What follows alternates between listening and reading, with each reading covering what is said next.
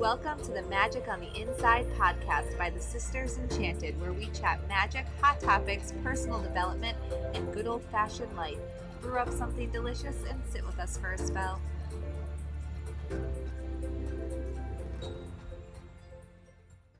Welcome to this episode of the Magic on the Inside podcast. I'm Sara, the founder of the Sisters Enchanted, and this is one of our quick mini episodes, and I am joined by Anna, my real life sister and co-founder of the Sisters Enchanted. How you doing? Oh, glorious on this glorious day. Today we are talking about what to do when you're doing a card reading and you are finding it difficult to reconcile a card placement in a spread. Did I leave out the spread part? I'm unsure. I'm not sure because you told me real quick and then I lost it before we came on, so I'm glad that you just reminded me. This is interesting because something just like this came up in our Tarot Throwdown group last night about that. Yes. Particular topic. Would you like to elaborate? Oh, sure. So it was somebody in our Tarot Throwdown group was doing a deck interview spread. Mm-hmm. And they were very thrown off by the card placement of what would the weakness be. Oh, I did read that. For that deck. And it was, I believe, the Six of Pentacles. And she was having a hard time.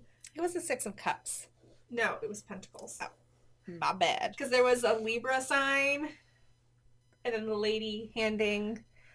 I glanced quick and thought I saw a kid handing a cup. But obviously. Well, now I feel like I need to check. Well, anyway, because I may have. Okay. So I thought I could be wrong. I glanced. It was a glance. And they were having a hard time navigating how that could be a weakness. I could see that. Yes. Yeah. So what do we do when that happens? Like, we've had this happen where people say, "What should I release?" And it's like. The sun. Yeah, the like 10 of Cups, right. The 10 of Pentacles. Like, release all hope of abundance? Is that what? All hope of happiness? You just stepped into some Moira Rose nuances in your talk just then. Okay. Just thought you should know. I picked up on it. Anyway, what should we release? Which part? The 10 of Cups or the sun? All right, well, what do we do when this happens? Let's get back onto focus because our mini episode's about to turn into a long episode. Oh, no. When this happens, what are some... So if we get the sun, if it's what do I need to release? We get the sun, we get the 10 of Pentacles, we get the 10 of Cups. What is it that we do? What do we do? What's the first thing?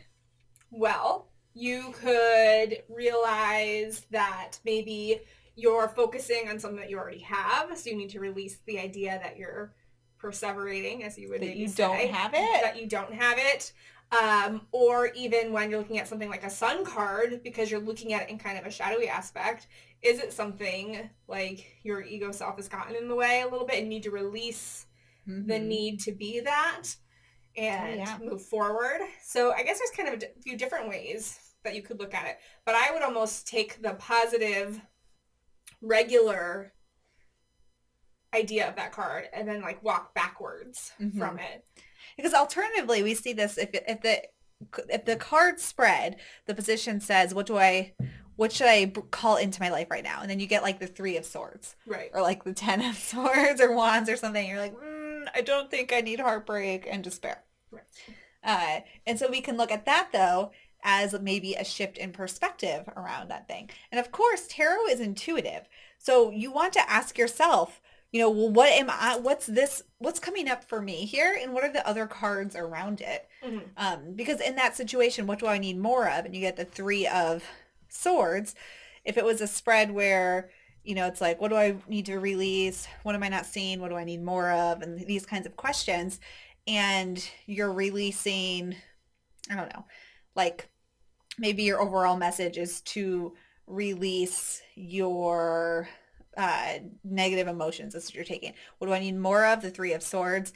And maybe what you're needing is like more. It's like, yes, like or dig deeper in that. It's like, you need to like really get in and like carve it out so that you can really leave it behind. You so thought maybe you went and took care of something and then you didn't. So how to reconcile a card a placement in a card spread when it makes no sense would be to, one, firstly, always listen to your intuition and see, well, what was my first thought about this? Two, look at the other cards and see if maybe it's not amplifying something, it's not underscoring, highlighting a message for you.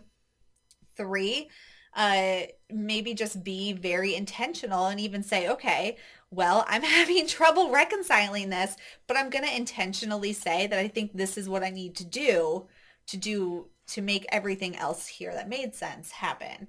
Because we can do that also and put that into play.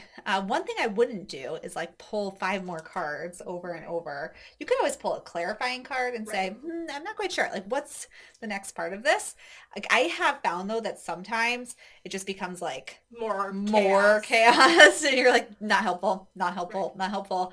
And in those moments, you just step away from that part and intentionally choose, okay, well, this is how I'm going to make sense of it and apply it to the rest of the reading. Yeah. So don't get stuck on it. No. And don't be too like, oh my goodness, this doesn't make sense. I'm not doing it right. How am I ever going to grow from this? Just decide something about it. Just say, okay, that's a weird card. I'm having trouble reconciling it. This is what I'm going to decide about it. Right. And move on with your bad self. Your bad card slinging self. I like it. I like it too. All right. Well, thank you for listening in on this quick tip episode of the Magic on the Inside podcast. I'm having lots of fun making them. And I know Anna's going to be joining me for some more of them here and in the future. But Anna, Sara, everyone needs to join us in Tarot Throwdown. Obviously. Because we have our live event to celebrate our 5th birthday on May 23rd, and it's for our Tarot Throwdown students. We've got guest speakers, classes. It's going to be great. It's all virtual, so you don't have to go anywhere. You can be in your jammies, and there's replays available if you can't watch on May 23rd, but you got to be in Tarot Throwdown. Not to mention, we've had over 4,500 people join us in Tarot Throwdown, and we know it's tried and true. It works, and it's good. It's good. It's good.